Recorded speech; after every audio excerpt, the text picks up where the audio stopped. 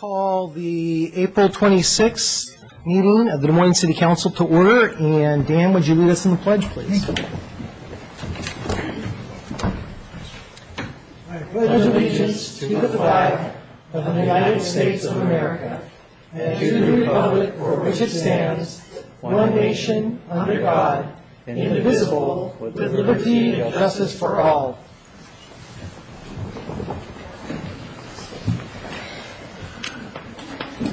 Very good. Let the record show that all council members are present. Is there any correspondence, Tony? No, Your Honor. All right. It's at this time in the meeting that we take comments from the public. Comments are made from the podium, are limited to 3 minutes. And I'd like to call Arlene Knight. Arlene Knight. The address is 22222 Dock Avenue South here in Des Moines. And I came across your agenda for this evening, and I want to speak to the resolution that you are considering, the institutional campus 1C zoning. As I read it, it approves buildings up to 65 feet. Some of the parcel requirements are 10-acre parcels, which the marina fits into that because it's a 14-acre parcel. Public property, public facilities, public parks, public administration. All of these would apply to the marina. So what would prevent a 65-foot building being constructed in the marina? So I would like you to consider in your 1C zone to put something like this would not include the marina. Thank you. Thank you. Florence McMullen.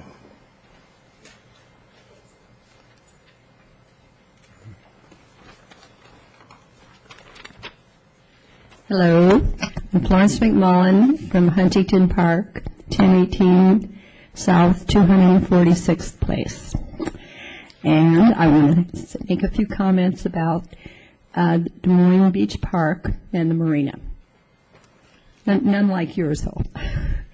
First of all, I want to thank the city of Des Moines for being so dog-friendly down in the beach park. I mean, you know, Charlie and I are down there 3 or 4 nights a week. We try to avoid the weekends because now that it's getting warmer, it is loaded down there. It's really wonderful to see how well it's being utilized and how happy people are. But when I talk about dog-friendly, there are 5 or 6 little green Fido houses, and they're on a big post. And every day they have fresh little green bags like these so that we can keep the beach and the marina healthy and clean.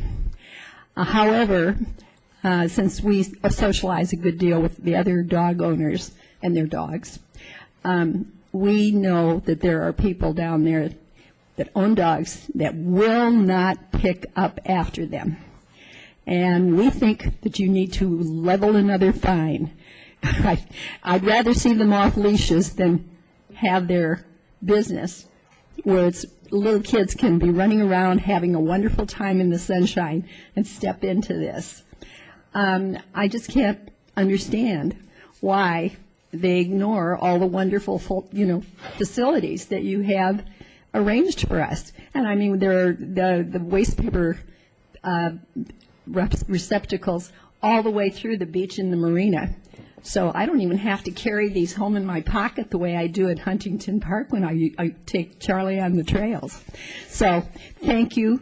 And maybe you ought to think about leveling a fine for that. Maybe we do have a fine?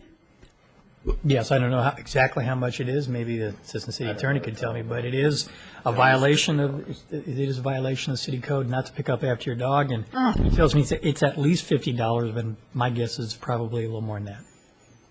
Well, good. At least I know there's something happening, so I don't have to personally go up You and may have seen those beat blue 'em up. signs that have a dog on a leash on them. It says, "Please obey leash and scoop laws." Oh, I never That's what noticed scoop it. means. Oh, I never noticed that part.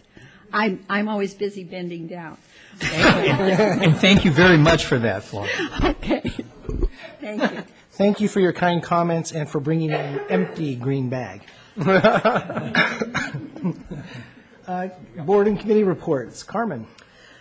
Last Thursday, I went to the workshop for interlocal cities that was held in Redmond. We are one of the group of about 18 cities that belongs to it, and it's all about historic preservation and heritage.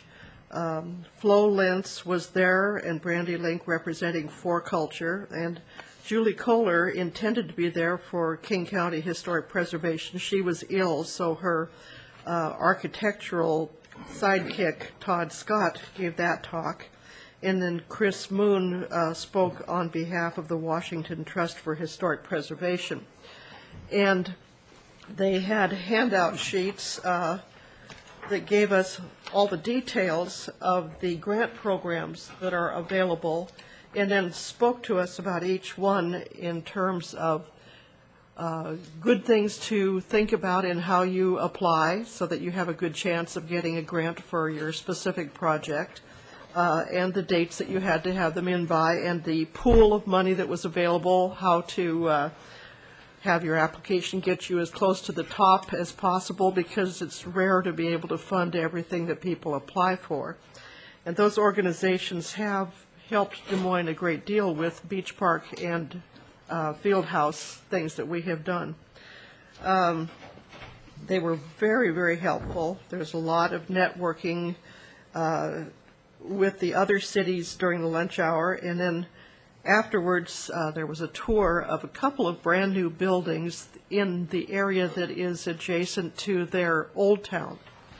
And was interesting to see how current day styles were able to adapt themselves to include features from 100 years ago with modern day functional materials that made them still look warm and inviting and nice places to be able to go to, and yet be worth doing financially. So it was a very worthwhile day. There were a couple of comments that were very helpful. Just before lunch, I said that we were trying to do some historic thinking about downtown, and people from about 5 different cities said, oh, you know, North Bend has great sign ordinance, and Redmond has just adopted a great Old Town ordinance, and they mentioned about 6 different cities that had good work already done that we could look at and see if we could glean something from it. One woman spoke up about being very unhappy trying to turn an old house into something that would meet the new green standards that are becoming very desirable, and she needed to replace the shingles on her house, and found that she could no longer buy shingles that would satisfy her because old growth cedar has been gone since the 1970s. And now they are using substitute materials that are not cedar and treating them with penetrating chemicals. And so she was told, now you cannot let your water run into a drain barrel to water your gardens anymore because it'll harm the plants. So at that point, Todd Scott with King County said, well, we haven't required real shingles for a very long time just for that reason, that you'll find a lot of materials that you used to think were the right things to use now are either not available or horribly expensive or have been replaced with other modern day materials to create the same effects. But it was a very interesting day. I've got tons more than that, but that's enough to say about it. Thank you. Okay, thanks. Bob. Okay, the Finance and Economic Development Committee met just before this meeting. We managed to get through most of the design guidelines for the theme that the council adopted, and I think we'll probably wrap up the rest of it at the next meeting. Our intent is to, once we've got the design guidelines taken care of, our next discussion will be incentives for both existing and new development in the city. And we do intend, hopefully, to get a architectural rendering, once we've got the design guidelines put together, an architectural rendering of maybe 2 or 3 blocks of the city that will be a visual guide or aid for everybody to take a look at what we believe downtown area could look like, or the Marina District could look like under these new guidelines. So we hope to have that to you within the next month, a month and a half, unless something comes up that will slow us down. Okay, that's all I have for that end of it. Now, I'm sure you're all waiting to hear from the 776 stupidest things ever said. So I'll start with that one next. This one comes from a guy named Jim Siebel. He's the mayor of St. Paul, or was the mayor of St. Paul, Minnesota. He said, "I'm not indecisive." Am I indecisive? Okay, not too many responses on that one. So this comes from Senator Joseph McCarthy talking about a witness testimony. "This is the most unheard of thing I've ever heard of." Getting a little bit better, aren't we here? Nobody holding up any signs for, okay, not today? Okay. This one comes from Hubert Humphrey, Minnesota Senator and former Vice President. "I do not feel that we should allow a shortage of funds to prevent cities from financing needed projects." Okay. The last one, I'm going to get a laugh out of somebody, I swear. This one is ex-Speaker of the House Thomas P., which is Tip O'Neill, on why Congress gave itself a pay raise without voting on the record for the raise. He said, "There are instances where it is in the best interest of the nation not to vote the will of the people." Until next time. As always, Jeanette. Mr. Mayor, no report. Yeah. No report tonight. What's that? Just quickly, on April 18th, Tony and I attended the Suburban Cities Association Network Dinner. They had a legislative panel to kind of go over the special session, and in particular, the budget process that went in place. And I think that all of our grumblings and heartaches that we're having here in Des Moines were felt by all of our sister cities here in the southwest part of Washington, and in King County especially. Roads and transit seem to be an overwhelming need and concern, and I think we had one panel member tell us it was, I thought I was going to have to hold Tony down when he was told we simply don't know how to collectively bargain efficiently, and that's why we can't afford road maintenance. So it was an interesting, eye-opening dinner, but I thought all in all, it was interesting that we're all feeling the same pains in all the same places. And actually, the reason I moved, because I could feel Mayor Cook behind me. She was about to go and throttle him, so I wanted to make sure that didn't happen. Yeah. And that's the end of my report. Dan. What are you going to do, Tina? Yeah, she's going to speak. Okay, first off, I should introduce Tina Orwell, who's a state representative of this city, and she's just sitting in the audience there. Now okay. Okay, I caught the South King County Committee on Effective Medical Transitions a couple of weeks back. I drafted my wife also to go along with me, since it's all nurses and what have you, and Marjorie's a nurse. And summarizes probably a pretty thick report, but I'll shorten it to some of the key points that were brought up regarding medicine. And I passed it out to staff already. Medical personnel and MDs fail to communicate with each other regarding patients who have had multiple accidents, like they break a leg or something, and they have some other injury, some other doctor. There's a lack of communication, so there's sometimes a failure to tie it together. This was of great concern to the group. Hospitals tend to fail to provide for adequate home care following hospitalization. Now, I listened to a hospitalization person this morning, but they don't treat people at home once they leave the hospital. And patients are released without provision for other community services. Like we have a pretty good senior citizen set up here, and if nothing else, that'd be a good spot for people to be sent to just for more help. South King County hospitals rank 4th on readmissions. And a surprise to me was the under age 65 had higher readmission rates coming back to the hospital a second time. Qualis Health, one of the sponsors, claimed that CTI coaching and Project Red checklist interventions reduced readmissions by over 50%. Now, this is the outfit sponsoring it, so they're a little bit biased, but I had to question that. South King County was picked for care transitions as readmission rates are above the state average, and secondly, high numbers of eligible people have Medicare and Medicaid, so this area gets better service than normal. The characteristic, and I felt this myself, of successful communication is that decisions were made with the patient in the room always. This is one of the ideals. Any decision regarding the patient should be made with the patient present. Now, hospitalization is costly. National spending on hospital care reached $814 billion in 2010.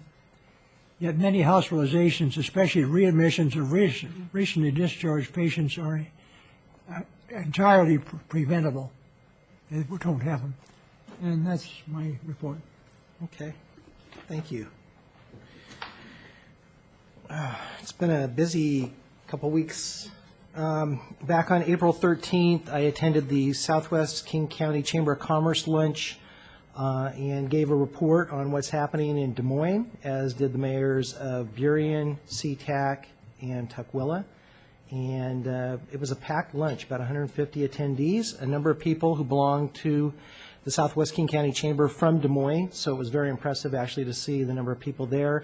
And it was a good opportunity for me to take note of the fact that we had recently joined the chamber, and that was greatly appreciated, and had an opportunity to talk to a number of people there. On April 24th, a couple days ago, a day of running around, Cleanscapes launched a hydraulic lift assist truck, which is the first of its kind in the country. It runs on compressed natural gas, and then it has a function whereby the momentum of the truck builds up pressure in a tank, which then assists it in launching it to the next when it starts up again, thus saving gasoline and idling and emissions and wear and tear on the roads because of the way the truck's designed. And we had a ribbon cutting for it down here at City Hall.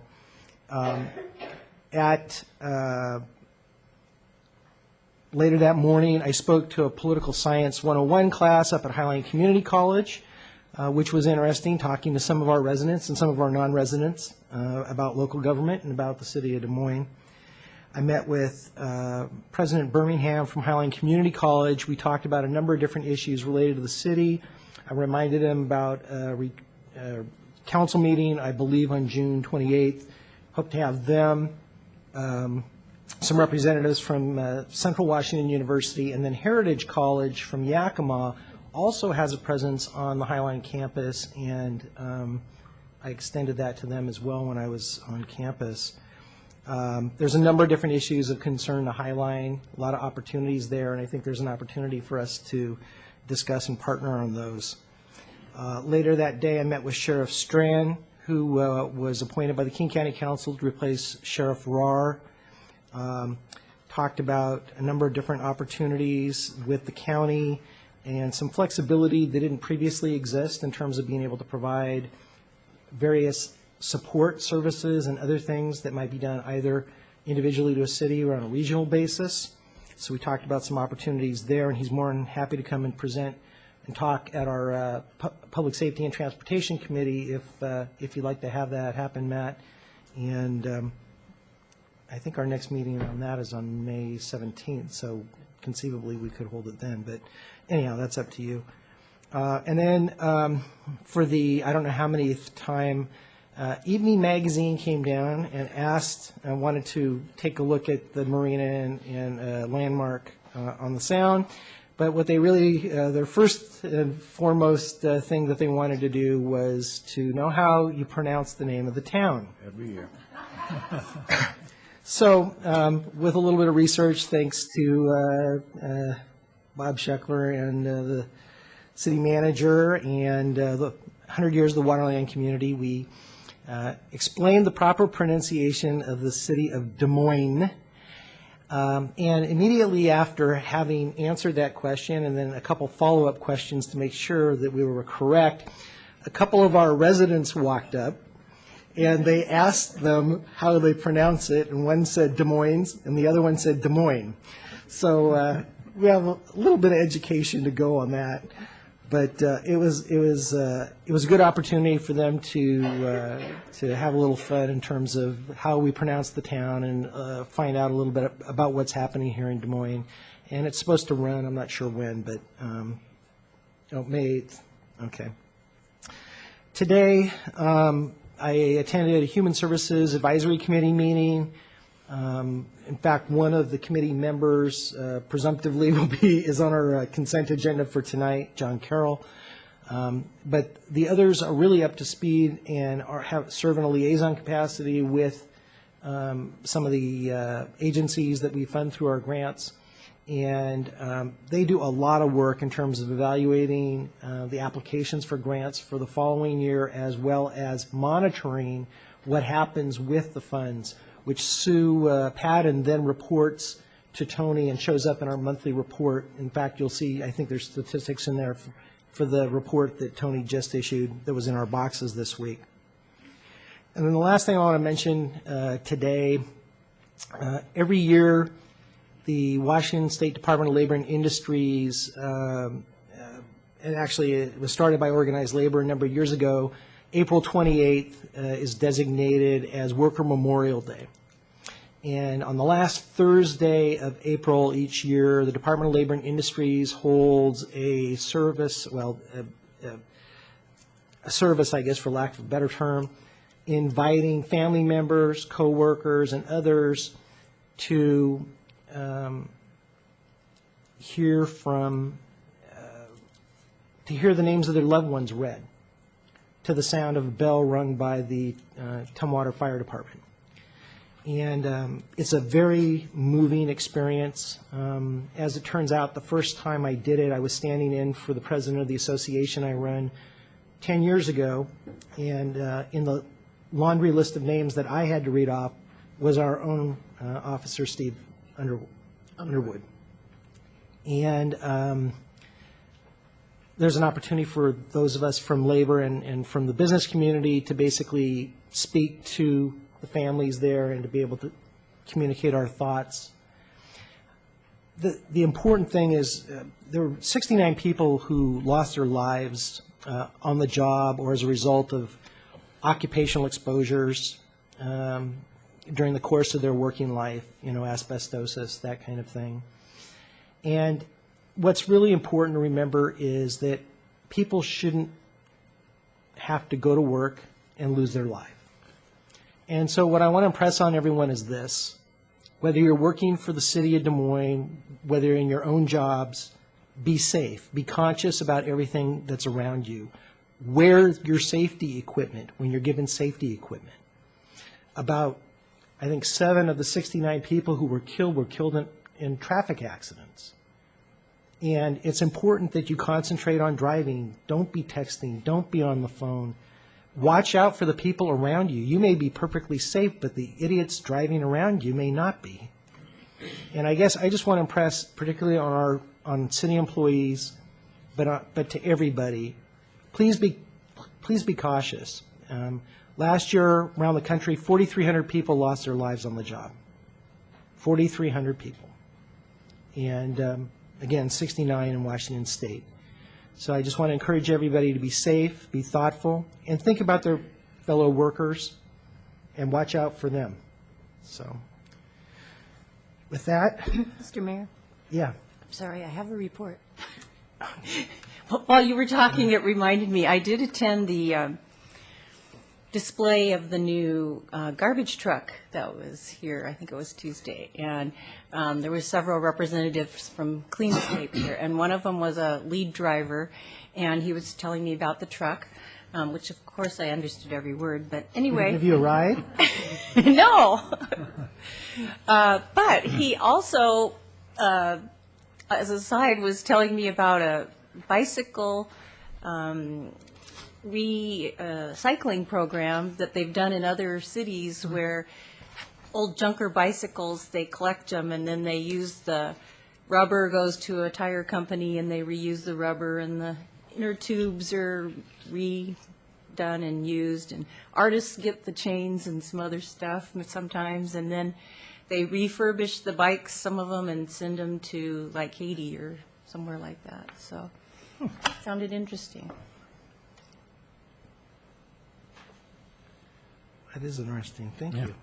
I'm going to follow up with them on that. I like that.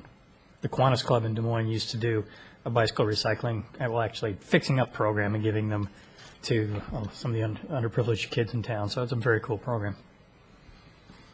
Admin reports? Yep. I have a few quick ones, and then we have a few reports to provide. First of all, item number 4 on the consent calendar, Councilmember Burge pointed out that the second motion is incorrect. The ordinance does change the time of the meeting, but it's not the ordinance that limits the meeting to 3 hours. It's the council rules. So when the clerk reads motion number 2, she will not read that part of it. But second, within the council rules themselves, if you look on page 47 of the packet, page 23 of the council rules, where we reference various parts of the city code, you'll see that under the reference for DMMC 4.0, 4.020 council meeting times, that section still says 7:30. That needs to be revised to 7 o'clock. So I would ask that when council makes that motion, that it is assumed that that fix is also included in the correction. Want to quickly report that we are now down to 5 finalists for our police chief search. We are planning to do all-day interview process on Monday, May 21st. As I often have done in the past, I plan to have multiple panels interviewing these folks, along with a tour of the city and an evening meet and greet reception for the whole community to come and meet them. So my panels typically include one from the department, one of my department directors, a community panel made up of 2 or 3 council members and 2 or 3 members of the community, and individuals that the police department works with. So, for example, I've invited the fire department and SCORE to send representatives, and they both have agreed to do so. We'll get Vic Pennington from the fire department and Jim Kelly, who is the second in command over at SCORE. And the really cool thing about Mr. Kelly is he used to be the police chief of Auburn. So I think and then there's a few other people I'll be inviting. I think we'll have a great panel. And then the interview with me, of course. If there's any council members that want to participate May 21st, I will need you all day, starting at 8 o'clock. The reception will be up at the activity center, probably starting somewhere between 5:30 and 6:30. We'll go for a couple of hours, and everybody's invited to be at that. Dave? Yeah. You can put my name down. Okay. Thank you. And that's my report. So I will turn to Ms. Padden to give us an update on Aging Your Way, and then we'll go with Catherine Kurtzman about Seattle Southside, and Representative Orwell also has an item she wants to bring to your attention. Sue? Okay. Good evening, Mayor and City Council. I'm here this evening to give an update report on the Aging Your Way Des Moines project. I read a recent article in the Tacoma News Tribune that was titled, U.S. Cities Unprepared for Aging Baby Boomers. And there were 2 highlights that stood out to me about that article.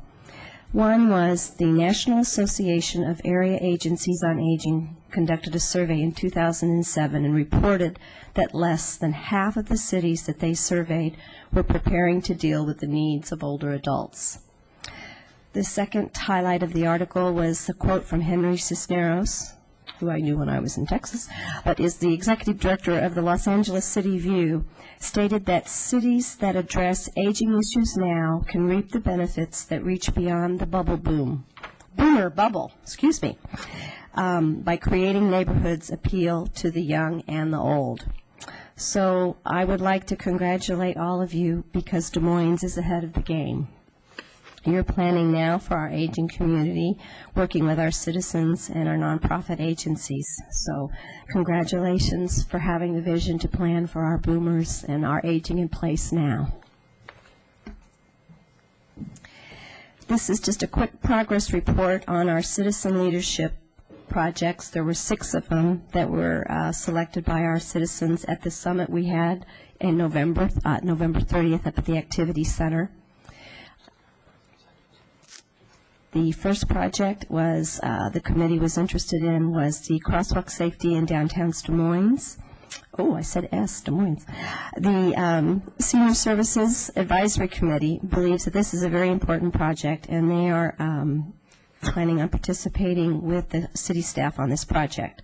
City staff states that there are several solutions that could be looked at specific to the Marine View Drive crosswalks along the corridor through downtown Des Moines. The second project was raising awareness of community events and programs, and that committee is now calling itself Communication Strategies Action Team. They are in the process of preparing a community survey to find out how our residents prefer to get their information about community services, programs, and events. They will be surveying our community during the summer at many of our community events, and will make the survey available on our city webpage. The Art Walk, using empty storefronts, is now under discussion with the City Arts Commission as a possible project for the commission. Committee member Kathy Isaac is the lead for this particular project. The other project, fourth project, Healthcare Lifestyle Changes, Advocacy for Health Reform, is somewhat combined with the Communication Strategies Committee, which is promoting the city's health and wellness programs to encourage positive lifestyle changes, and they are also promoting the city's Healthy Eating, Active Living program. The last 2 projects, Neighborhood Watch networks to support homebound seniors, and multi-general projects, there has been no committee activity to date on those 2 projects. So moving ahead, as we continue to move forward with the Aging Your Way Des Moines, we will be having a 50-plus survey at the community center at the opening of the Beach Park Event Center on Wednesday, July 11th, provided by the Community Strategies Action Team. The target audience will be our residents 45 to 65 years of age. And then we will hope to have an open house in September at the Activity Center, inviting back keynote presenter Jim Deers. And we will also have stations for each of the projects as listed above to have a show and tell and outreach to the community.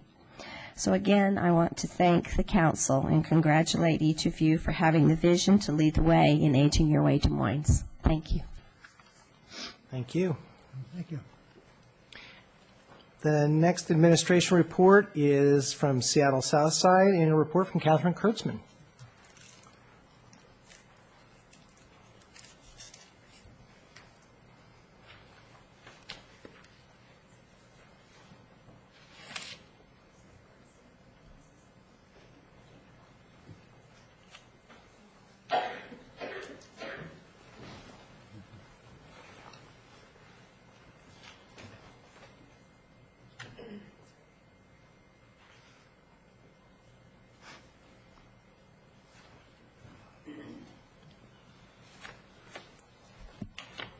Good evening. My name is Catherine Kurtzman. I'm the Executive Director of Seattle Southside Office of Tourism. And for members of your audience that may not be familiar with the program, we are the destination marketing organization, the official organization for the cities of Sea-Tac, Tukwila, Des Moines, and Kent. And I'm thrilled to be here this evening to talk about our program and about the power of Seattle Southside destination marketing campaigns that increase visitor spending, drive tax revenues, and create jobs. This past February marked our 10th anniversary as Seattle Southside. The staff and our business associates could not be more proud of what we've accomplished over this past decade. We recently hosted our annual tourism networking meeting where we received over 200 RSVPs. It was standing room only at the Seattle Airport Marriott, our largest turnout ever. Through the last decade, our program, like tourism, has seen much growth. We've had our ups and downs, but we always recover and move forward with constant, steady improvement. Tourism has been a vital investment in our local economy for the past decade, and it will continue to be so in our future.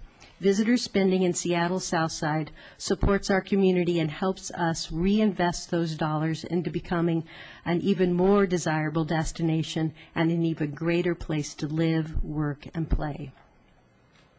According to the economic and market research firm Dean Runyon Associates, in 2011, travel spending in Seattle Southside increased by 8.8% to over $590 million in our combined 4 cities.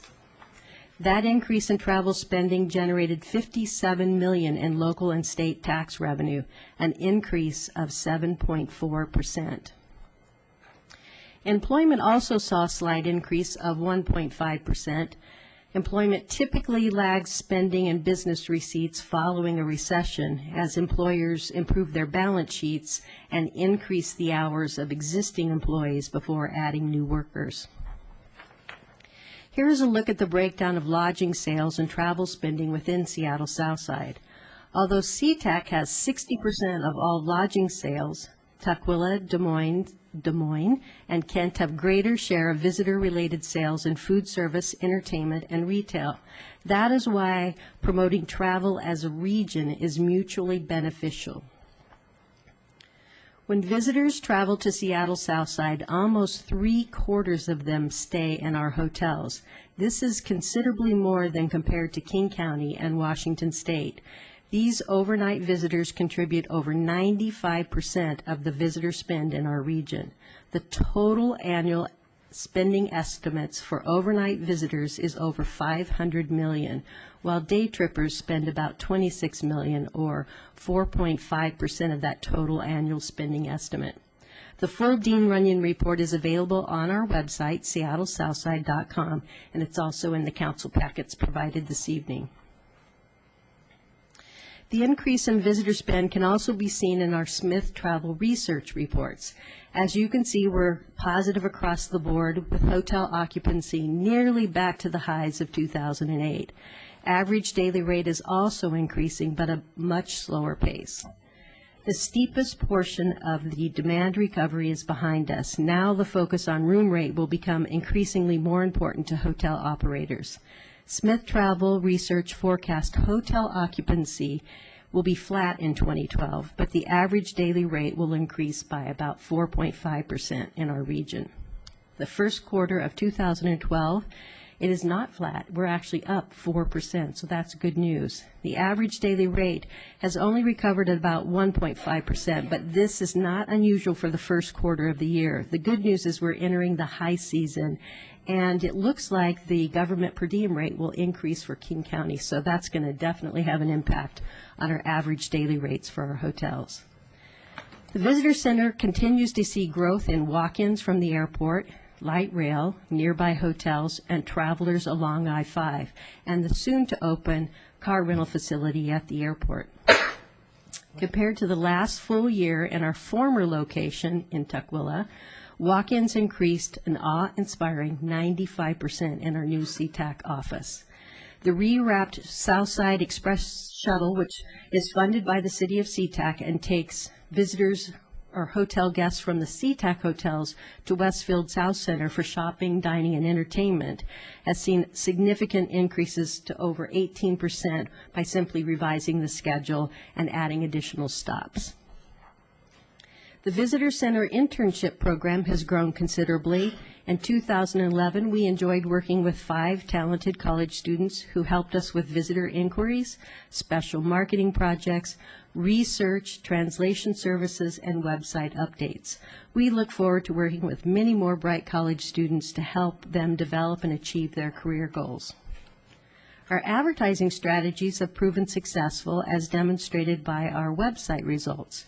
We spent a great deal of resources on search engine optimization, thereby improving our visibility in the top search engines. 78% of our web traffic comes from search engines. Over 300,000 people log on to our website to look for places to stay, shop, and dine on an annual basis, and play. Reservations are now much easier. We have a Travelocity widget on our website. And with the heightened focus we've given to the online advertising campaign, website visits increased over 74%. At last year's tourism networking meeting, many of you may remember, our emphasis was on social networks. We are pleased to say that our efforts have paid off. At the end of 2011, we had 4,000 Facebook likes. Our Facebook account experienced a nearly 1,000% increase. And just in the first quarter of 2012, we've added another 2,000 likes. So thanks for liking us. As of today, we have over 1,500 Twitter followers. In 2011, we sent out 13 press releases that generated over 122 articles, including a spot on national television. E-newsletters generated an additional 3,500 subscribers, increasing our email database to more than 6,000. In 2011, concluded our 3-year contract to host the start line of the Rock and Roll Marathon in Tukwila. That race generated a lot of good press for Tukwila and the Seattle Southside region. Although the marathon will start and finish this year in the downtown Seattle area at the Seattle Center, we will continue to market the Southside as the ideal home base to stay and play before and after the race. The winter promotion campaign, Shop Like a Rock Star, illustrates how Seattle Southside creates corporate and community alliances. With the generous donations from our business associates here in the Southside area, we secured an amazing prize package and great giveaways worth over $14,000. The campaign generated 369 hotel rooms, which was a 135% increase over 2010. Last year, we redesigned the visitor map, it's in your packets, to reflect our current brand standards and enhance usability. A large map shows the entire region, and each of our cities has a special pull-out section of the downtown areas where visitors travel most. 75,000 copies were printed, and they will be distributed in kiosks around Western Washington, the airport, and the new visitor center. We also redesigned and updated the meeting and event guide in order to enhance its functionality and keep the information current and relevant. We printed 15,000 copies to use over a 2-year period, and a digital version is available on our website. This fully brand integrated collateral piece will be used for relationship marketing to create awareness about Seattle Southside as a destination for meetings, events, and groups. The guide also includes a comprehensive directory of local business resources available in our cities, thereby reinforcing buying and using local businesses. We use the guide as a first-line resource for travel professionals, meeting planners, travel journalists, and even visitors who ask us to connect them with local resources. I can describe our sales efforts last year with 2 words: more groups. We saw 68% growth in the number of requests for proposals. We attribute this upward spike to strategies such as the 2010 Military Reunion Confam, which is a convention where we familiarize the attendees with the local area, and direct mailings and personal outreach. We also improved the section of our website devoted to recruiting group business. As a steward of public funds, Seattle Southside recognizes its fiduciary responsibility includes consistent and transparent reporting. With our recent adoption of Destination Marketing Association International Performance Reporting Standards, new internal assessments provide us benchmarks that identify opportunities for growth and success. We use these reports as key management tools for guiding sales and marketing decisions and staff development. In turn, this sets in place monitoring and research opportunities that identify visitor spending specifically generated by our efforts, thus providing us with a return on investment or ROI. These reporting guidelines are new to the industry and are beginning to be adopted by destination marketing organizations around the United States. And Seattle Southside is proud to be one of the early adopters in our state.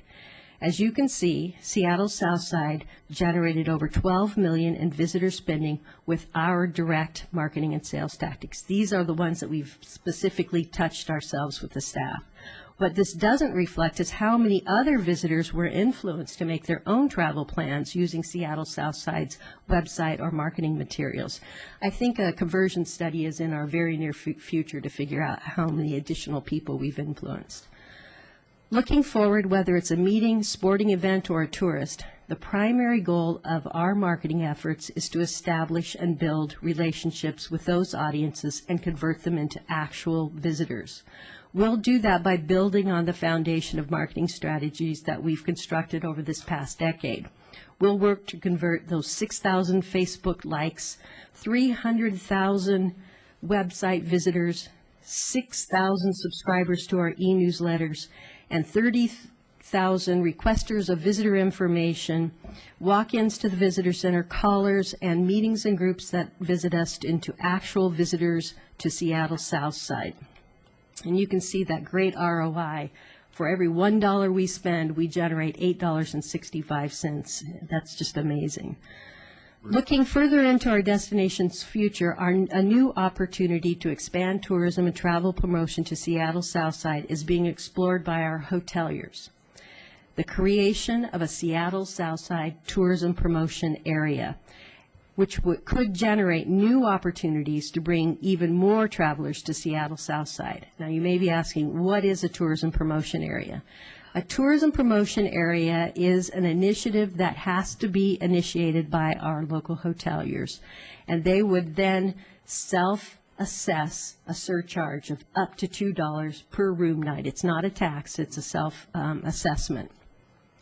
This initiative will allow up to $2 per room night surcharge to guests in hotels, provided at least 2 or more cities receive an initiation petition from those hoteliers to the cities, and those cities agree to create an interlocal agreement for the purpose of creating a tourism promotion area.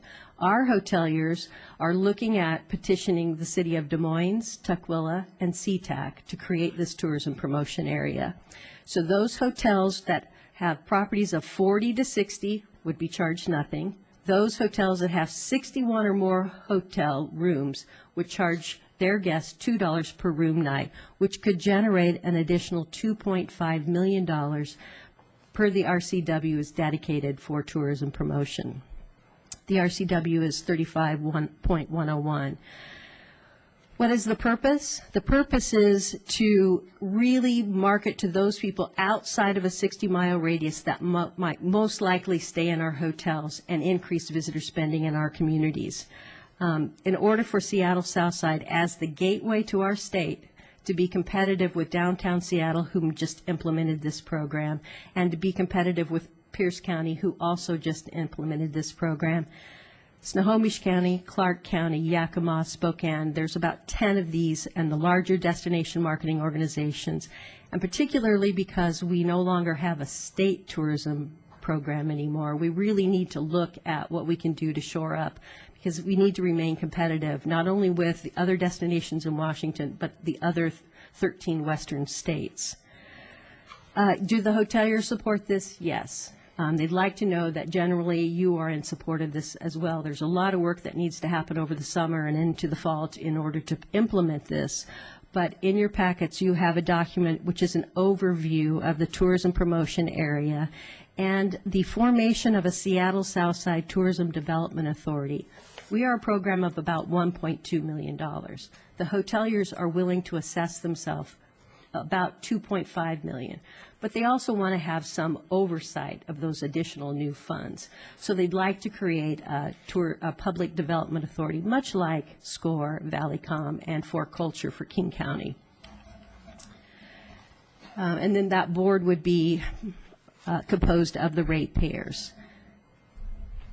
Over the last few years, we've seen some successes and some not so successful uses of public funds for tourism promotion. I was appointed by the governor to the State Tourism Commission and was the co-chair in the year that we had to shut down the tourism program and create Washington Tourism Alliance.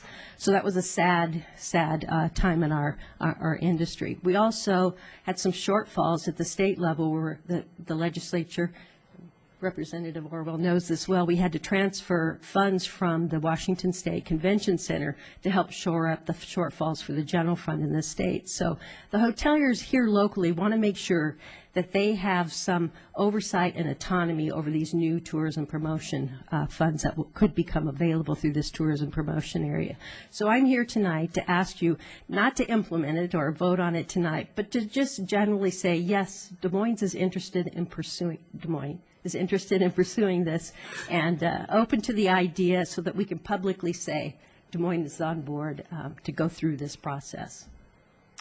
If you have any questions, I'd be happy to address them at this point. Council, any questions? Jeanette? Yes, you said the hotel owners were in favor of this, and I remember reading in I think a manager's report that there's only one hotel that would qualify and it's not built yet. So I'm wondering if anyone has contacted them about whether they would like to see this happen or not.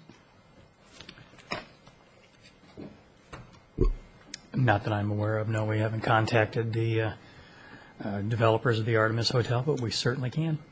You might want to I can handle that part of it for you.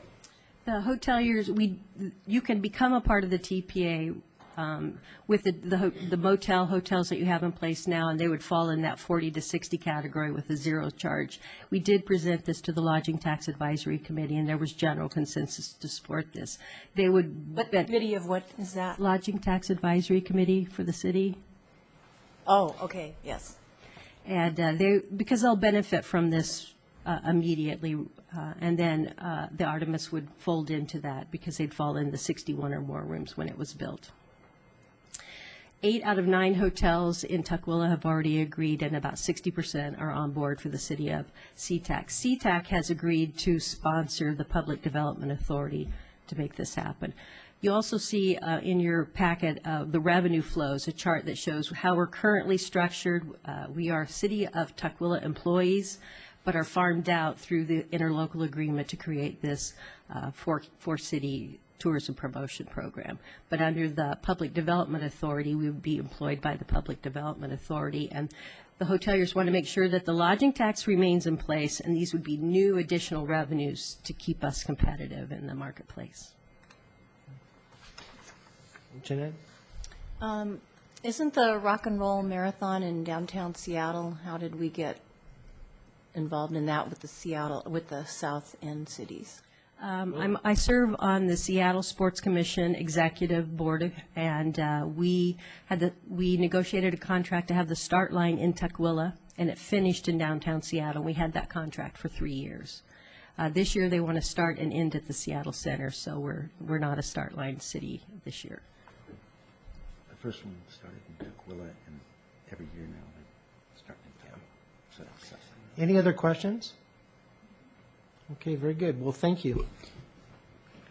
Thank you. Representative Orwell. Good evening, Mayor, council members, the community. Thank you for allowing me some time on the agenda. It was a long session. I'm glad to be home in Des Moines. And I have to say, for all purposes, it really started in November and just recently ended. And one of the things that helped me be away from home so long is my office was decorated by beautiful artwork from Council Member Scott with the marina. So every time I was homesick, I could look at your pictures, so thank you. I wanted to come by tonight. There's a number of bills I worked on, and, I have to say with the session, it was a hard road, but we ended up in a pretty good place, all things considered. I'm glad to say we didn't cut education at all this year, and we were able to save the basic safety net. So considering what a tough time it is for everyone, we felt pretty good about that. One of the pieces of legislation I worked on really hit close to home here in Des Moines. And so I wanted to come talk to you about it. I learned so much working on it. It has to do with the commercial sex industry. This year we have 12 bills in Olympia on this topic, and I had one of them. I'd spent several years researching this, especially last summer where I worked with local law enforcement. I did ride-alongs. I met with the community agencies, and I learned some very sad facts. Our area is one of the highest rates of child trafficking in the United States. The average age of entry now is 13. About 80% of these young women have been sexually abused as kids, and most want to get out of this industry and just need resources and support. And so the legislation we really worked on this year was, one, to give law enforcement much more tools and resources, and also to make sure a portion of those resources is to help these young women transition out of this industry. So one of the things that we worked on is, it had been when there were fines and fees to the users of this industry, or Johns, or the ones promoting it, the pimps, all that money didn't stay local. And so now we have it where it's all coming back to the local sources. So first time people arrested for using the industry used to be $150, it'll be $1,500, and go up from there. Yeah. Each step is a significant increase. For the ones promoting this industry, the starting fine is $3,000 and will go up with each new offense.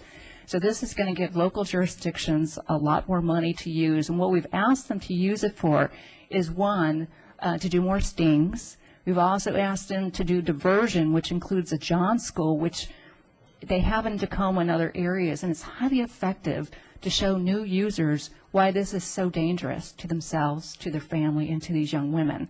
And they have a high rate of having people not participate in this activity again. The money also, at least half of it, needs to go to help these young women transition out.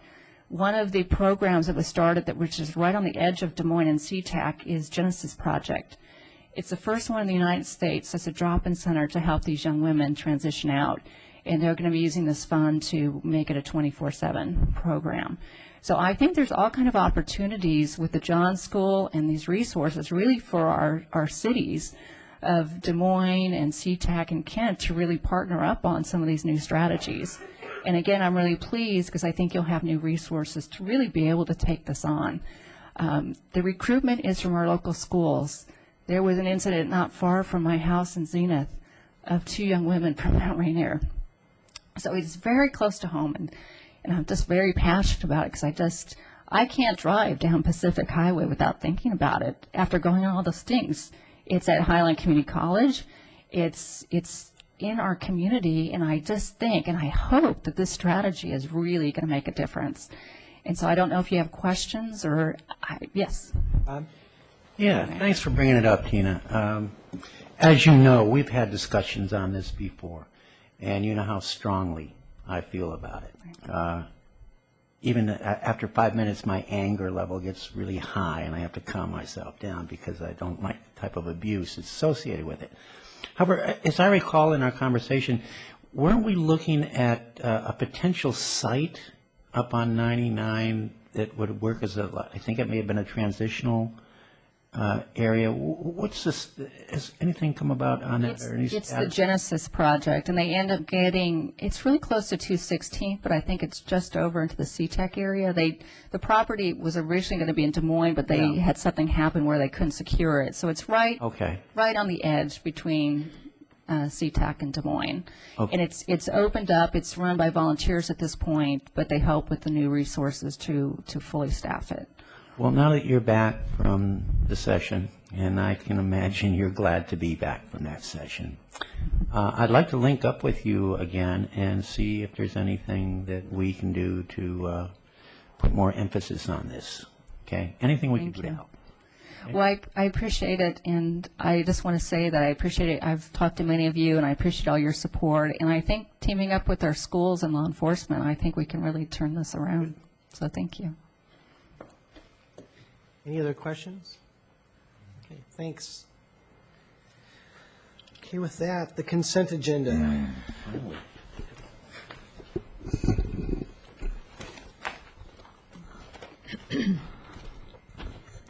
Thank you, Mayor. Item number 1 on the consent agenda is the approval of minutes. The motion is to approve minutes from the regular meetings of April 5th and 12th, 2012. Item number 2 is the approval of vouchers. The motion is to approve for payment vouchers and payroll transfers described as follows. Claim checks that total $821,338.37. Payroll fund transfers in the total amount of $415,151.03. Total certified wire transfers, voids, AP, and payroll vouchers are $1,236,489.40. Item number 3, draft resolution number 12-050, connecting 24th, 28th Avenue South.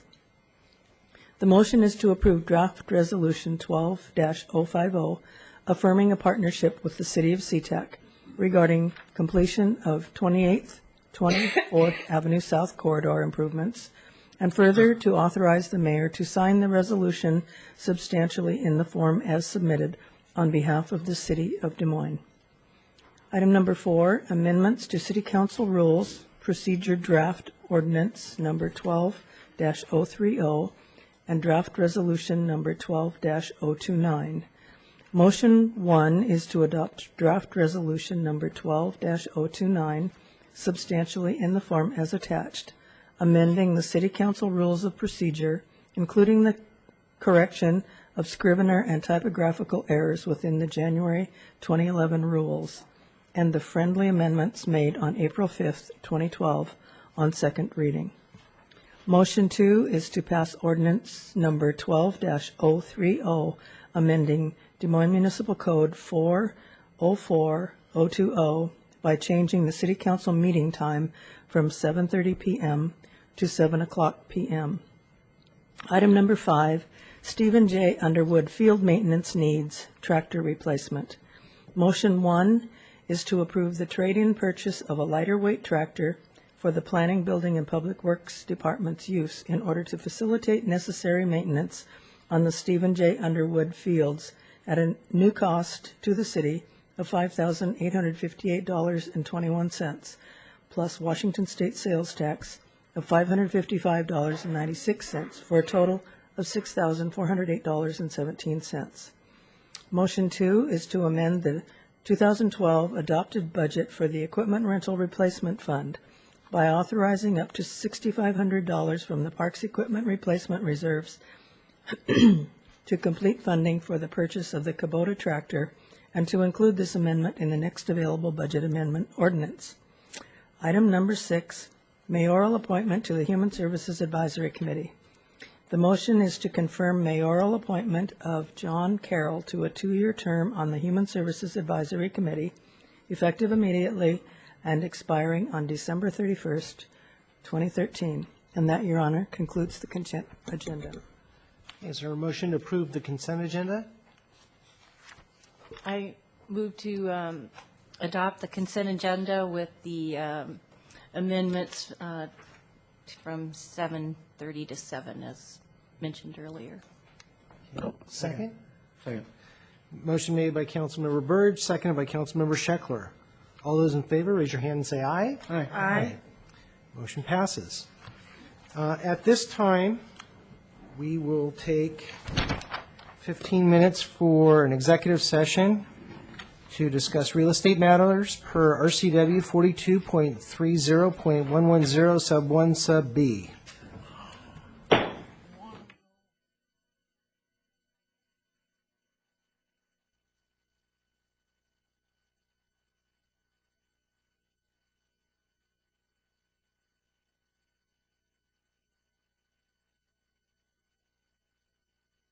Probably going to break your heart, but I'm going to leave you. Okay. Old business. Shortly on that. Repeal of the sound I already code. know the answer, to be honest with you. And presented by Larry Picard Well, I actually will have and Grant Fredericks. do a little bit of it too.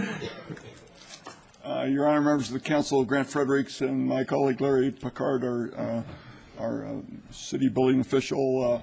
We're here tonight following up on the direction we received from council on March 1st, which was essentially repeal the sound code, which is in Title 14, Section 1408, dash 180 through 440.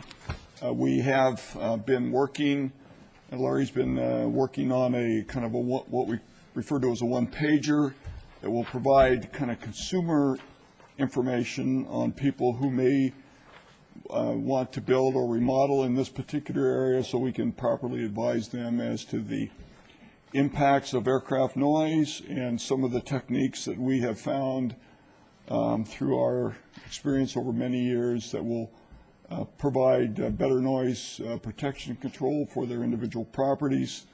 But the goal will be, this is consumer information, we'll advise them, make ourselves available to assist them in making their decision about how to proceed with any work that they may choose to do.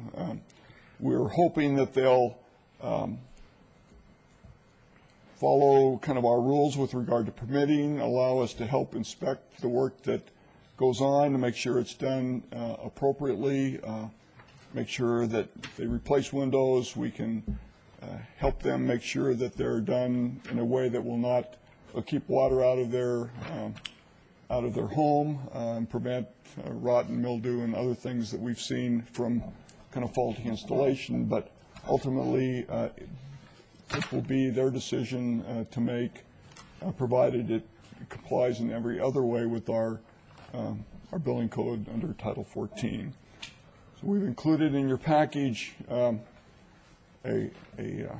list of the policy questions which you thought your way through and resulted in the direction that you've provided to us. If there's any questions, we'd be happy to answer those, or the motions which we've offered would be appropriate. Okay. Council, is there, anyone want to make a motion? Melissa?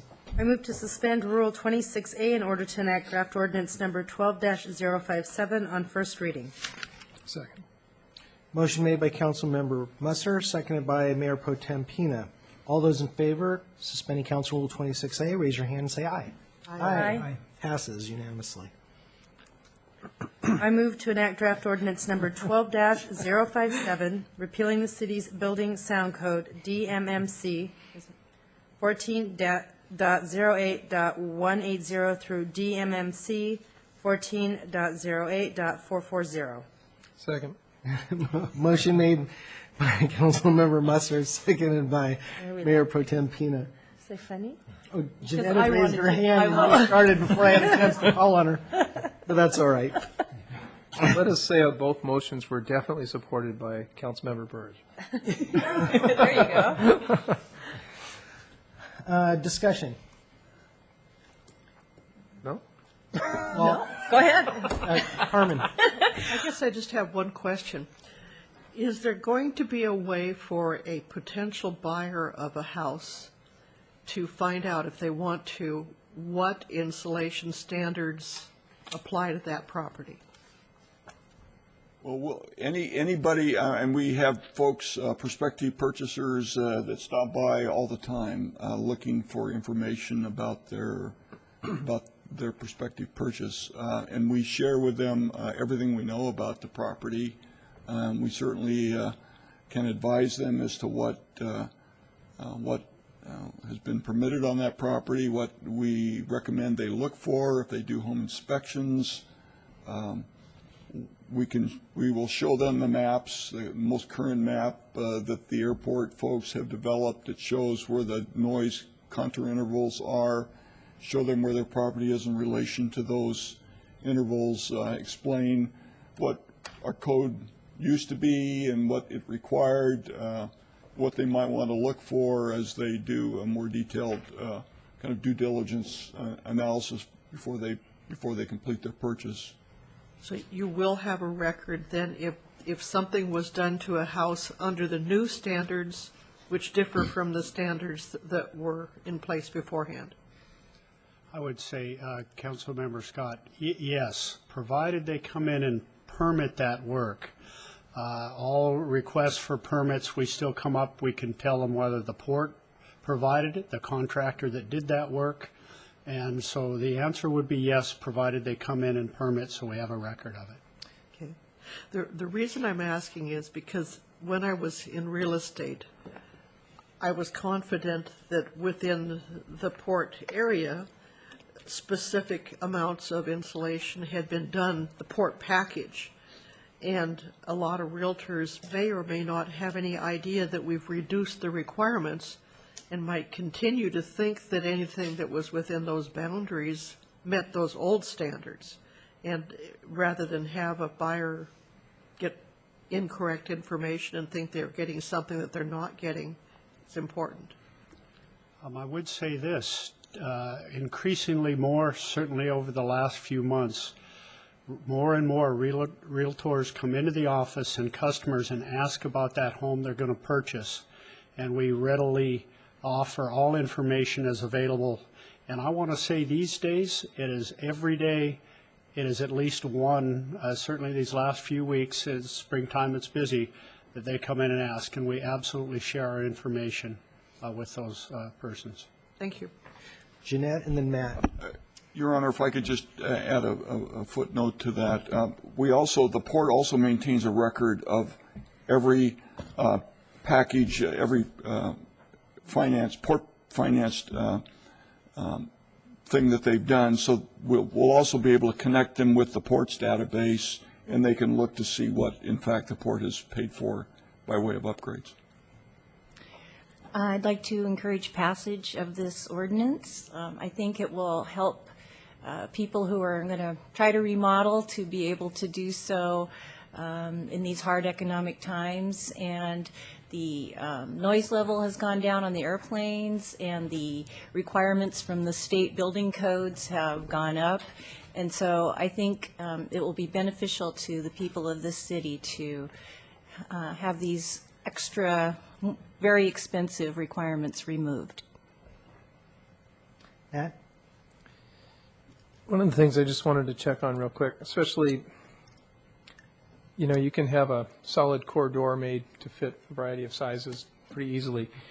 But one of the things that I've learned having the package on my home is that most of the people or the companies that were making the triple pane windows at the time aren't doing it or are no longer in business. And so that just in general, that's one of the reasons why I do support this, because in general, it makes it hard if you need to replace one of those things. So my understanding, and I'd like clarification if I've misunderstood, is that many of the new windows that are being manufactured today, because of the more dense gases that are used, and they tend to create more than a quarter inch or half inch dead space, actually would meet the standard, but they aren't necessarily certified because of the cost of certification. Does the city have any way to help a homeowner or someone or a prospective buyer understand that this is the noise standard this was built to? So if when you talk to your window manufacturer, this is why we did it. If you want to maintain the same quality that you have there, this is what you would need to do. I mean, how do we converse with the either prospective owner or the one that's remodeling? Well, we have learned quite a bit, and so I think the general conversation, and I've got to decide whether that's in our advisory packet, is it is unequal thickness in glazing that really helps. The equal thicknesses act as a tuning fork. And one of the things that not a lot of folks think of, it's the gasketing material that goes between these panes of glazing. If you get a harder, rigid gasketing material, it actually helps increase the sound, and it's that soft, pliable gasketing that really helps the window. So we can assist in that piece, that they can get a window for the same price that has that harder gasketing materials, and there's some numbers that associate with that. I won't try and, so we can say you want to look for windows that have these numbers. Really, there's no additional costs that some of these window contractors know it. And so I think I'm answering your question there. It seems like the easiest way to do it, because I realize we can't recommend manufacturers, is to put together something over these. We know about what was done in the homes. In general, the insulation is what the insulation, either blown in, rolled in, is. windows are an area where most people don't understand the science behind it. So if we provided guidelines, so when they were doing the shopping, they could ask those questions. Yes. That would be a good thing. Also, when some of these doors close, they have a button in them that push down, like a ceiling mechanism at the bottom and so forth, and helping people again understand that those construction standards that were used, and that's why the home is the way the home is, why it's so well insulated. I think if we could provide some kind of guidelines, so you wouldn't have to look them up every time, we just have some general documentation that would meet probably the need that Carmen had addressed and help people make a reasonable decision. Sure. Yes, I would say that's possible in the handout. And on the last piece, they've gotten better on the locking mechanisms due to the energy code requirements. We've got to get our windows to seal up, and that is one of the positives that the energy code has helped with. Okay. I just want to make a comment, and that is, we set out a number of goals for this year. This is one of those objectives that we set out. And I want to thank Jeanette for bringing it up during the retreat early in the year, because I think it's a good example. There may be other things that we identify as we go through, but it's a first step, and I approve or recommend this for passage. Any other comments? Seeing none, all those in favor, raise your hand and say aye. Aye. Passes. Thank you. Ordinance of the City, draft ordinance number 12-057, ordinance of the City of Des Moines, Washington, relating to the city's building and construction code, repealing the city's sound code, DMMC 14.08.180 through DMMC 14.08.440, and the previously codified provisions of sections 43-68 of ordinance number 1407. Okay, and our last item for this evening is another item that was brought up during our retreat, which is institutional campus zoning policy discussion. This is just policy discussion tonight. We're not taking any formal action on anything.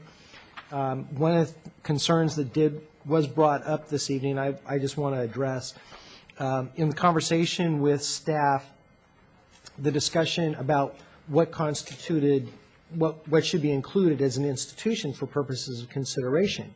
And I'm the one who floated, well, what about public institutions? What about not just Highline, but what about the schools? What about our own facilities? And so whether it's the marina or what have you, all of those things came up. Now, we don't have to include them, but I brought it up only because it made sense that we were talking about large institutions. So, and just to clarify as well that we're not talking about substantive changes to the zoning in any of the areas that we already have. What we're talking about essentially is master planning with an institutional zone as a label, and then having to set the requirements for each institutional zone. So there's not going to be 65-foot buildings in the marina. I don't know where that rumor got started, but anyhow, so just to help clarify a couple things, but I'm the one who brought up didn't come from staff, came from me, because I asked the question, well, what about these other institutions? So anyhow, that's how this came up. Matt?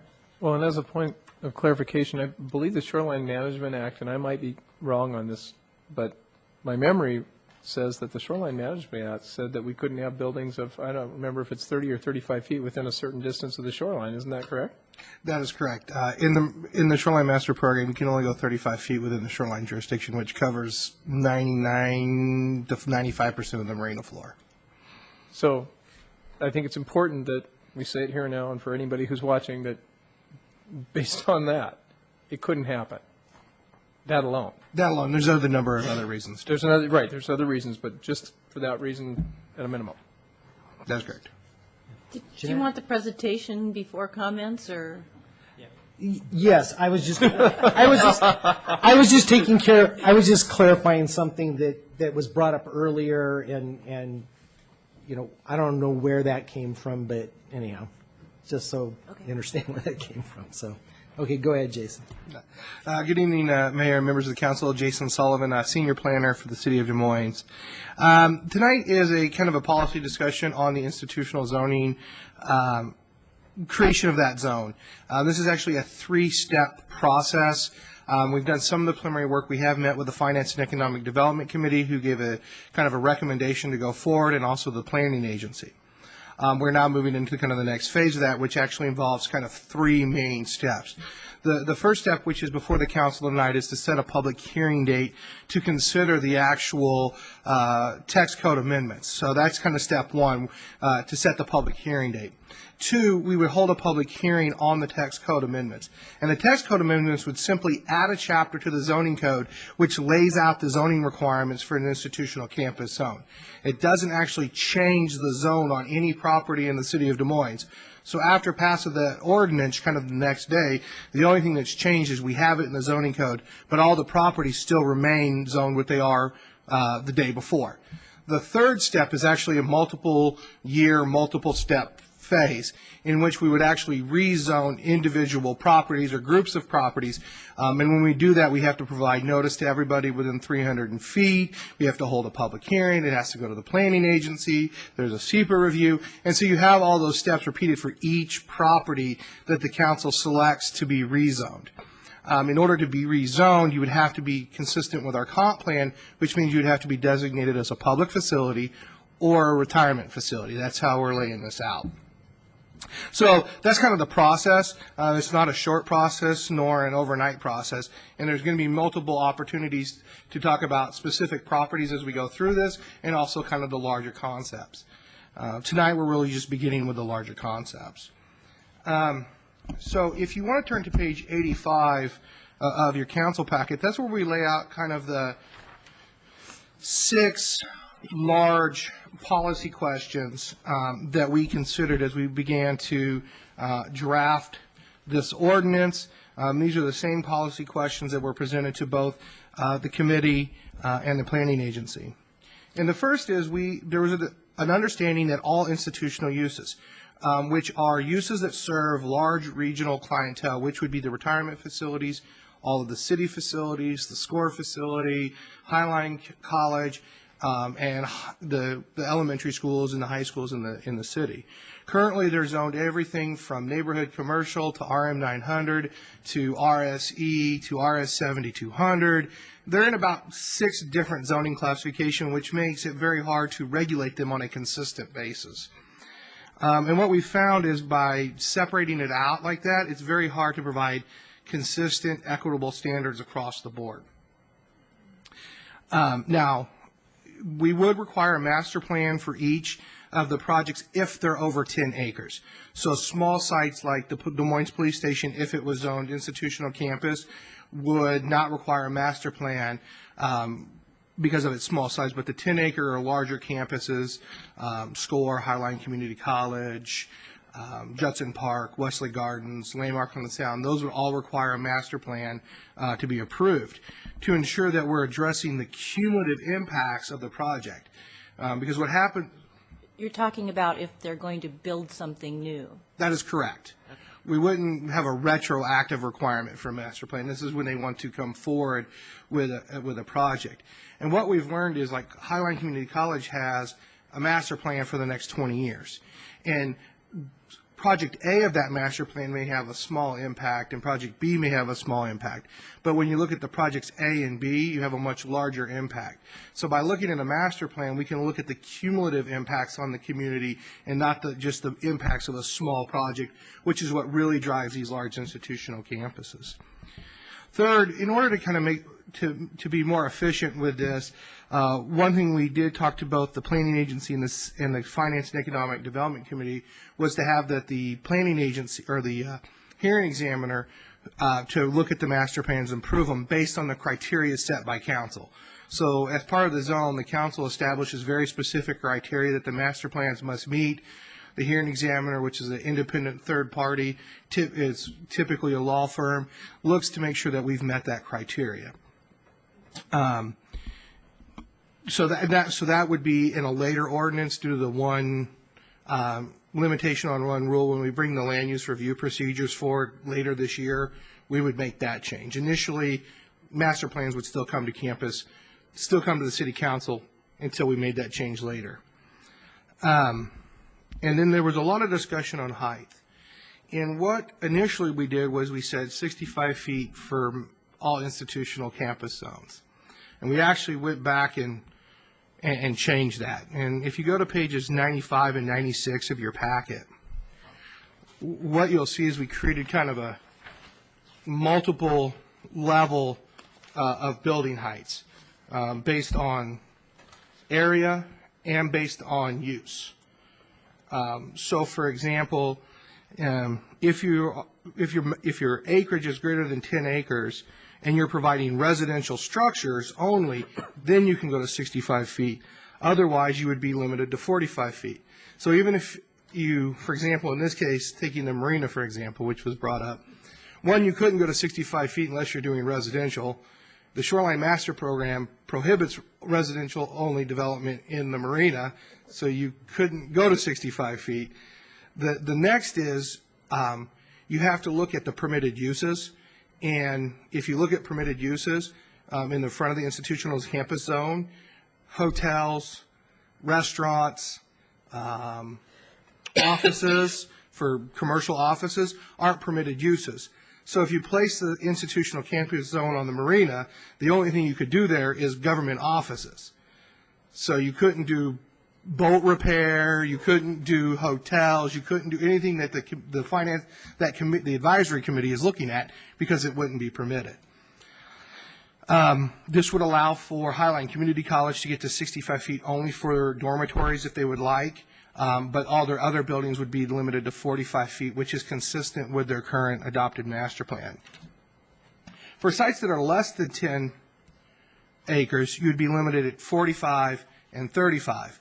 So, for example, the police station, Des Moines City Hall, SCORE, they would all be limited to 35 feet, which is 5 feet different than they're currently limited to. SCORE is not considered a residential unit? No, it's considered a governmental facility with temporary occupants who hope we never see return. So you wouldn't see someone like, you wouldn't see SCORE, even if SCORE was zoned institutional campus, they couldn't run in and say, we're going to 65 feet, one, because I think they're right at 10 acres, but they're residential only. I mean, they're not residential, so they would be either limited to, if they are, 45 to 35 feet, which is about where they're at now, plus or minus about 10 feet. And then the second is in Section 7 of the ordinance, we provided a lot of performance standards to make sure that these uses don't impact the surrounding neighborhood. Because more often than not, these institutional campuses are smack dab in the middle of neighborhoods. SCORE is right up against the neighborhood. Highline Community College is surrounded by residential neighborhoods, both multifamily and single family. Landmark and Judson have single family to the east and multifamily to the east. So you have a lot of these areas that you have this competition. So the uses, the criteria were set up to make sure that you didn't have that. So I think that kind of puts together the policy framework that we were looking at when we developed the institutional campus. The next step, if the council wants to continue on to this path, would be to set the public hearing date, and we would complete the SEPA noticing and 60-day review, hold the public hearing. If the council at that date established the zone, we would then select a priority of properties to begin rezoning, and we look to the council to see what properties are the highest priority to begin rezoning and which properties are the lowest. So, for example, where does Highline Community College rank? Where does Wesley? Where does Judson? And we would begin to rezone those properties. And anytime we identify a property to be rezoned, we do have to notify the property owner and everybody within 300 feet. That concludes our presentation. Matt? And then Jeanette. You know, when I first got on the council, one of the things that I was looking at and I was surprised to learn about was how there was essentially a string snapped across the city that said everything had to be 30 to 35 feet. And it was interesting because I said, well, what about Wesley Homes and what about landmark places that are already higher than that. Well, they couldn't redevelop what they have. And a lot of these structures are aging, and should they want to redevelop, they couldn't. And that's been a big concern of mine. And I have had the opportunity to talk with the president of the college, who at one point said, it's difficult because we're in Des Moines, although we go up against the highway, and when I get up there, a lot of it's Kent. And so I have to really think about where I'm going to develop because, and how I'm going to redevelop because of the restrictions that are placed upon me. And yet, those are some of the largest employers in the city. And at some point, things were changed to where they couldn't have even what they have today. So this makes a lot of sense, and I've been a big advocate for that. And with that, I'd like to move to adopt draft resolution number 12-026, setting a public hearing on May 24th to consider the draft ordinance 12-026, establishing an institutional campus zone in Title 18 of the Des Moines of the DMMC. Is there a second? Second? Motion made by Mayor Pro Tem Pina, seconded by Councilmember Musser. Discussion. Jeanette.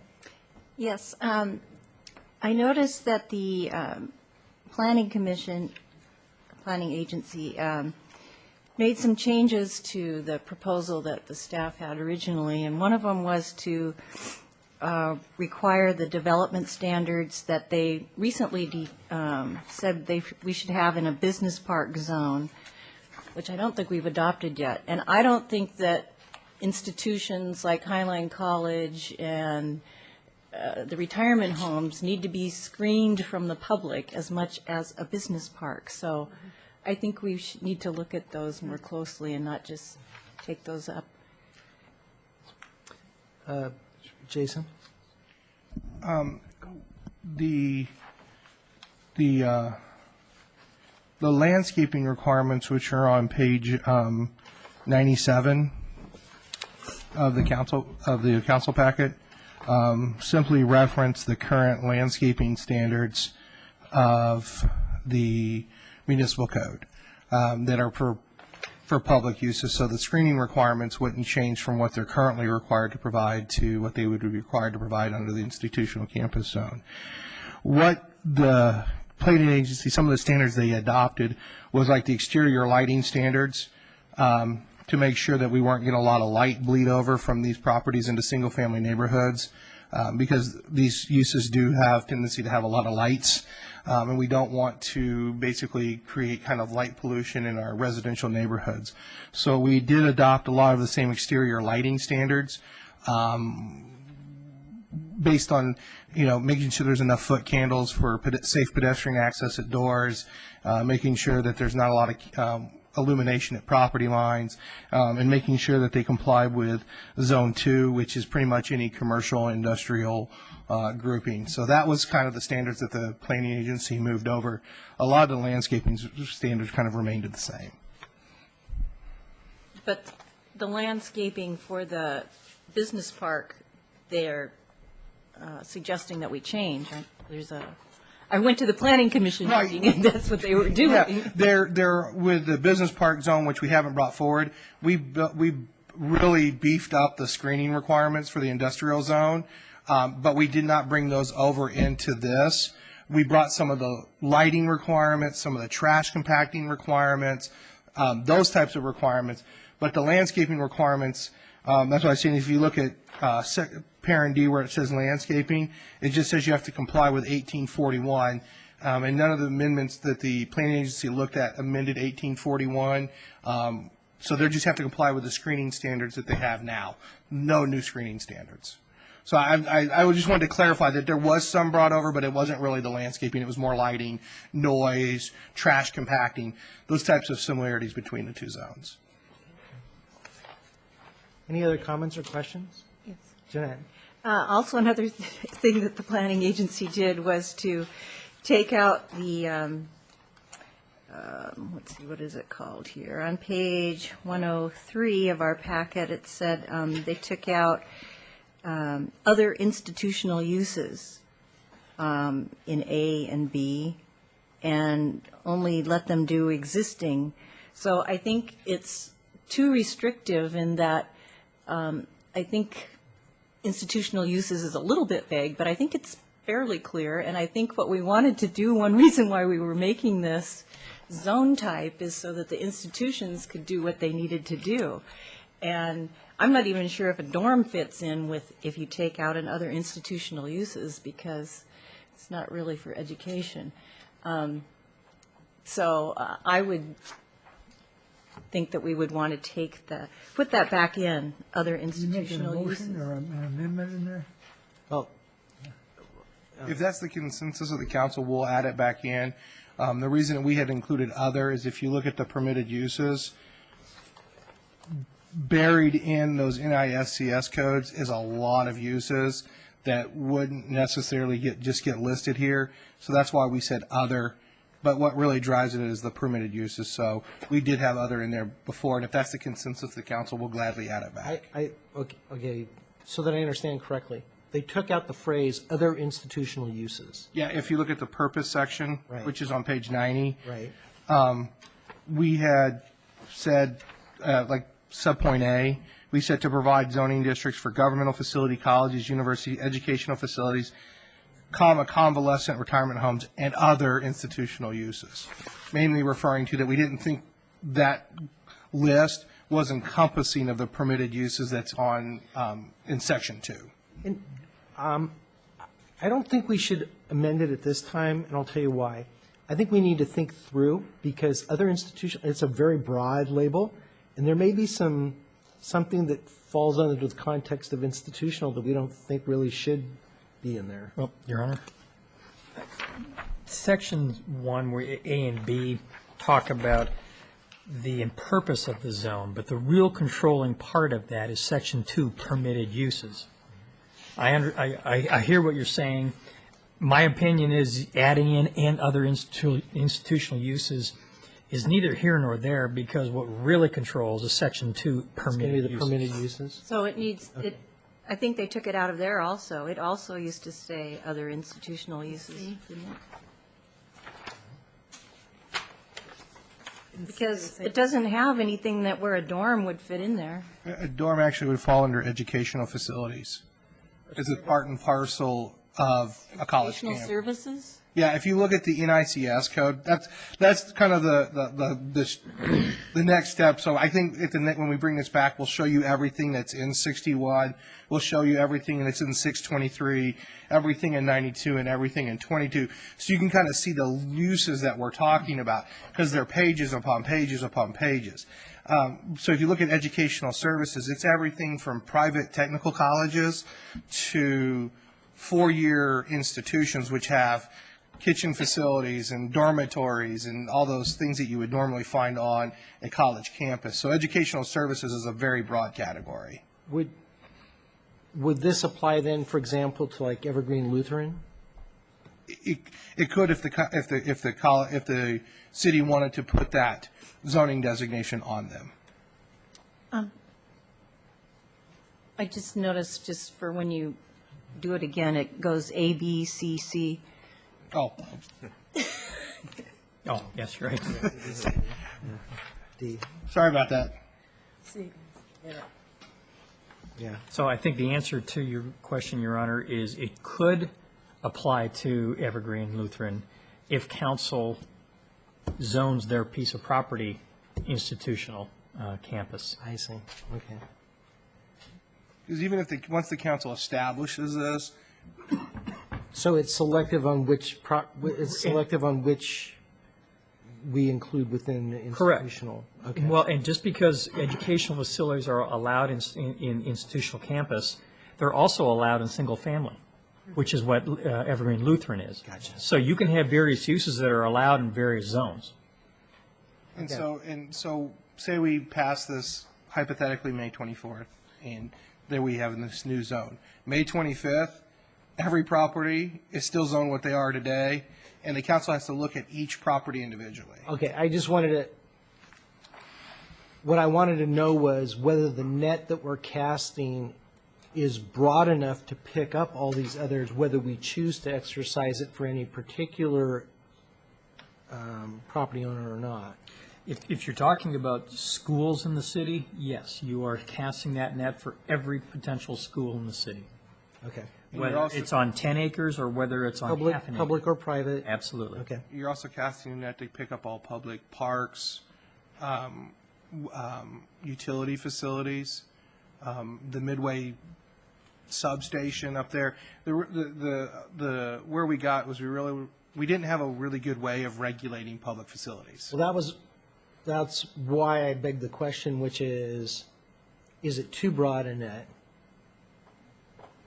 Or does it provide flexibility because it's broader in terms of selecting how we want to address the particular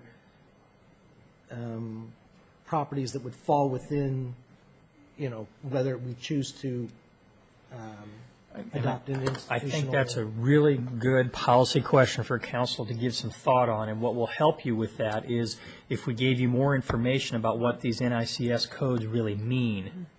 The ultimate, though, is zoning is a legislative decision, correct?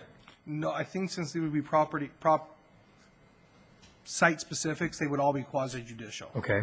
So, but it's still, since various uses can appear in different zones, you still have the ability to say, on this piece of property, it belongs in the single-family zone, even though it's a school, versus in the institutional zone. Yeah, get the page aside. Yep, so you will be able to decide, of course, you'll have to have findings of fact, and you'll have to establish that it's meeting the criteria that you need it to meet. Well, then, I guess I'm somewhat confused. When we adopted the zoning map back in 1999, right, we were adopting the map for the entire city. That's correct. But we looked at individual properties to determine whether or not they belonged in, for example, suburban estates or,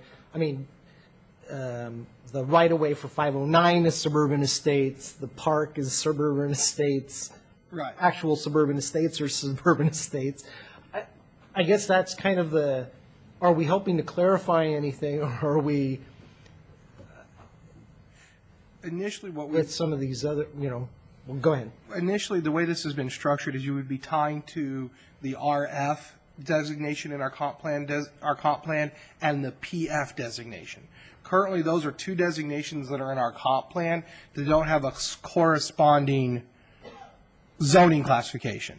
So you have, say, for example, Highline School is comp plan designated PF but zoned RS 7200, and SCORE is public facility but zoned residential suburban estates. So you don't have a link there between things that you designate in the comp plan in a way to transfer them. So the first step would be to, when we look at our comp plan, is to make sure that those things that are designated PF and RF, they should be in the... Well, where I was going with my question was, when we adopted the zoning map changes, we looked at individual properties, but that was not considered quasi-judicial. It was considered, because we were adopting the map as a whole, it was considered legislative. And I think we need to think about that question. I'm not sure if a zoning designation is necessarily quasi-judicial. We'll have to look at it. And that's true. It depends on how we do it. If we say, for example, we're going to do just for hypotheticals, we're going to do Wesley, we're going to do the city hall, we're going to do the library, we're going to do the police station, the park, the school, this kind of campus here. That would definitely be an area-wide zoning change, which would be legislative. If we just did Wesley, because you're dealing with a specific individual property, you would be quasi-judicial. So that's the limit. So when it comes to the individual properties, it'll depend upon how it's packaged or not. That's correct. Okay. Any other questions? The motion now. Okay. Well, the motion is to set a public hearing for May 24th. Oh, I know. Yeah, Jeanette? Did we want to regulate public facilities and put them in this zone? I thought we were talking about the retirement homes and the colleges or schools. I don't know how we got to the other public entities, why they're in there. In the same way that that was just described, the library, city hall, the public works building, the police station, and the even the water district's facility conceivably could all be one campus for purposes of trying to figure out what the zoning should be. But I think what Councilmember Burge is asking is, those could sit in their own unique zoning classification rather than say, rather than being institutional campus. Maybe it would be, maybe we have a public facility zone. We have a public facility use on our comp plan, but we don't have a zoning category called public facility. Maybe we need to develop one for that and limit this only to schools and retirement homes. Mhm. Is that what you're saying? That was my question. I think that's a good policy question, again, for council to kind of chew on over the next month before the public hearing. Well, let's see, who would like to limit it to the retirement homes and educational facilities? I think we're getting awful I complicated. think there's a consensus for that. So my apologies for confusing it by bringing up a public facility. But actually, you bring up a good point, and I think Tony's got that, is I think we should probably address public facility zoning as well, going future, not to confuse this, but going forward. So it needs to, go ahead. I was going to say, I would also recommend, if that's the approach the council is going to take, is that on our comp plan amendments for this year, we create an IC designation and a PF designation, because right now, anything that's owned by a public entity is PF, and anything, so that's SCORE, City Hall, and the college. They're all designated the And same. all the schools. And all the schools. So if you want, I would say, if you want to have an IC designation for retirement and schools, and then a PF for all the other public facilities. Yeah, I think it makes sense to add that to the laundry list for the comp plan amendments for the year, so. Just a clarification.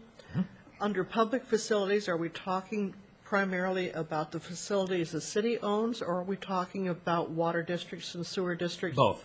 Okay. I would look at that as all the city-owned facilities, all the special purpose district facilities. We might throw in, for example, Puget Sound Energy's facilities. They have some substations and the like. They're privately held utilities, but they're like the water and sewer districts. So I'd throw those in as well. And so when we bring this back, we'll bring it back limited to just educational facilities and retirement facilities. Okay, good. And my apologies for bringing it up broader, but, you think of institutions and you think of, any institution, so. The retirement facilities also have associated medical residential facilities. Where does that fit? I'm going to guess that when you look under the NICS code with retirement facilities, we have nursing and residential care facilities. All the medical services that Wesley and Judson provide are included in there. Okay. Any other discussion? Seeing none, all those in favor, raise your hand and say aye. Aye. Opposed? Remain negative. You're opposed? Abstain. Okay, so it passes 5-1. All right, we've come to the end of our business for this evening. Is there a motion to adjourn? So moved. You want to stay? Motion made by Mayor Pro Tem Pina, seconded by Councilmember Burridge. All those in favor, raise your hand and say aye. Aye. Our next council meeting is actually our retreat this Saturday, April 28th, in the Beach Park. Public's welcome to come see the new auditorium and see what we're looking at down in the Beach Park. Our next regular council meeting is 3 weeks from tonight on the third Thursday in May 17th. We are adjourned. And council members, if you have not picked up your red